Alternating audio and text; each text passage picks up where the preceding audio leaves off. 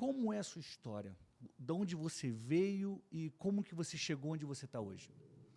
Bom, vamos lá. Eu vou tentar resumir, né? Contar uma história. Tem várias particularidades, mas eu vou tentar resumir. Nasci num lar cristão, né? Mas sou filho de pais separados. E o fato de ter sido filho de pais separados me fez ter que aprender a me virar em determinadas situações, né? Porque meu pai ele sempre trabalhou muito e a ausência, né, do pai na casa é natural, apesar da dedicação que ele tinha a vontade de querer estar presente. Quando você é filho de pais separados, quem entende que faz falta, né? E a gente acabava fazendo muito o papel do homem da casa quando a minha mãe precisava. Então, desde pequeno, eu fui acostumado, fui criado para resolver problema, para ir no supermercado, fazer compras, pagar as contas, os boletos. Minha mãe trabalhava com administração de condomínios, então o office boy era eu naquele momento, eu ia levando isso. Eu comecei com 8 a 9 anos fazendo esse tipo de serviço, porque naquela época ainda se podia andar na rua, né, com tranquilidade. Mas hoje eu não enxergo fazendo isso com minhas filhas porque não tem nem condições. Mas isso, sem dúvida, forjou o meu caráter, né? Forjou hoje o profissional que eu sou, porque eu tive que aprender desde cedo a me virar, né? Eu tive a oportunidade de morar na Austrália muito cedo também, fui com 14 anos para a Austrália, morei lá durante um ano.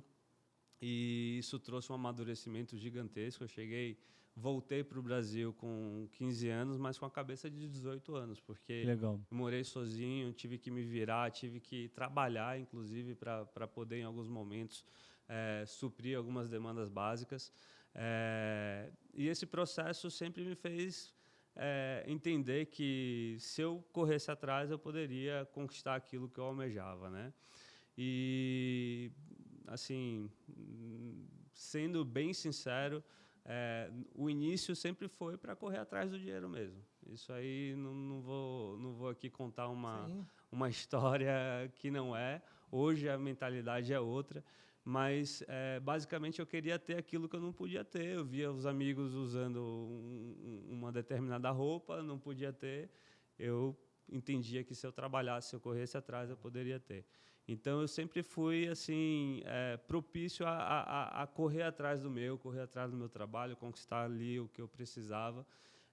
E desde pequeno eu comecei a empreender, né? Vendendo muamba, comprava coisa no eBay, vendia capa de celular. A minha trajetória empreendedora começou nesse sentido. Eu não sei se vocês conhecem, mas existia uma pulseira do equilíbrio que chamava Power Balance. Era a sensação. Eu queria muito ter uma pulseira daquela, mas custava caro na loja. E de tanto eu fuçar, eu consegui achar na internet e trouxe por um valor muito menor do que se vendia nas lojas. E ali foi um dos meus primeiros negócios. Foi quando eu comecei a ganhar um dinheirinho de verdade e entender que, se eu comprasse bem, já era um ponto de partida para eu ganhar ali na venda, mesmo tendo uma venda justa, num preço justo, né? Legal, cara. A partir desse negócio, eu comecei a empreender no ramo de reforma e construção, cachorro-quente, já tive de tudo que você imaginar. Se eu fosse abrir aqui no detalhe, levaria algumas horas para contar. Algumas coisas eu tive sucesso, outras nem tanto. Mas em uma dessas que eu tive sucesso durante um período, eu acabei tendo o meu a minha primeira grande frustração dentro dos negócios, e que me impactou muito. Era uma empresa de reforma e construção.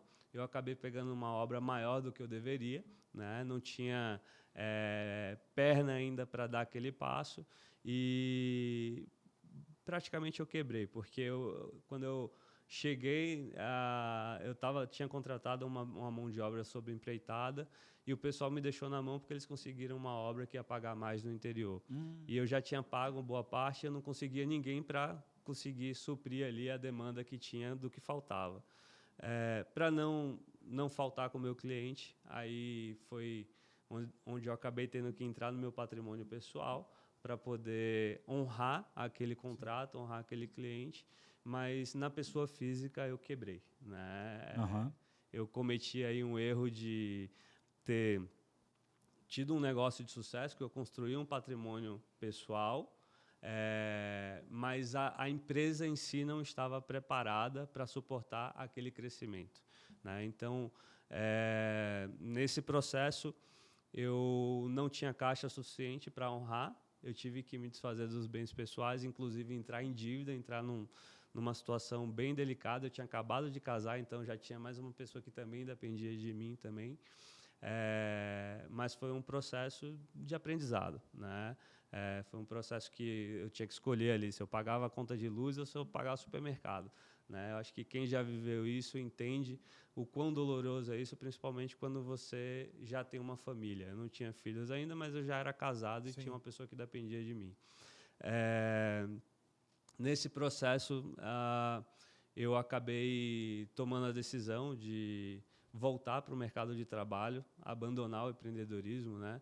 E aí tentei me recolocar no mercado através das multinacionais, aplicando para várias vagas, e não entendia, né, o porquê que eu não conseguia entrar. Eu falava inglês, eu tinha uma boa formação, eu tinha experiência, porque apesar da idade, nessa época eu tinha 24 anos mais ou menos. Super novo. Eu tinha um bom conhecimento, uma boa formação para poder atuar em qualquer multinacional, e eu não entendia o porquê que eu não conseguia entrar naquelas empresas. Chegava na etapa final e perdia. Chegava na etapa final e perdia. E eu lembro que em uma dessas entrevistas, uma recrutadora olhou para a minha aliança e perguntou: mas você é casado, você sabe que a vaga é para Brasília, né? Aí Caramba. eu falei: sei, mas está tudo bem, meu sogro mora lá, está tudo certo, vai dar certo a gente ir para lá. E o outro candidato não era casado, então ele tinha a flexibilidade de poder ir morar em qualquer lugar, e eu acabei não sendo contratado mais uma vez. Mas, na verdade, aquilo ali era um livramento que Deus estava me dando, né? Eu tive, nas minhas trajetórias aí de viagens missionárias na minha adolescência, eu tive uma palavra sobre empreendedorismo de que eu serviria através do empreendedorismo. Só que nesse momento que eu estava nas entrevistas, eu não lembrava dessa palavra mais, né? E depois que eu fui entender, depois de tudo que aconteceu comigo, que eu fui entender que todas aquelas frustrações que eu passei ali, de não conseguir me inserir novamente e praticamente faltar o dinheiro para o alimento, ali para o sustento, foi um aprendizado, foi algo que eu deveria passar para criar uma resistência, para criar uma casca para o que Deus estava me preparando, né? E depois dessas entrevistas, eu vim aqui para São Paulo para mais uma entrevista e acabei podendo montar uma sociedade com o meu atual sócio, onde ele me convidou para abrir uma empresa de tecnologia na época, e eu teria uma fatia dessa empresa na Bahia para tocar o escritório da Bahia. E foi aí que Deus me trouxe de volta para o empreendedorismo, né? E através da empresa de tecnologia a gente fundou a Ergotrans em seguida, que hoje é um dos nossos maiores negócios, e foi assim a virada de jogo assim na minha carreira profissional, né? Uma empresa que começou muito pequena em 2014 e com pouco tempo, por conta do modelo de negócio que a gente escolheu, a gente se tornou aí entre uma das maiores transportadoras do Brasil,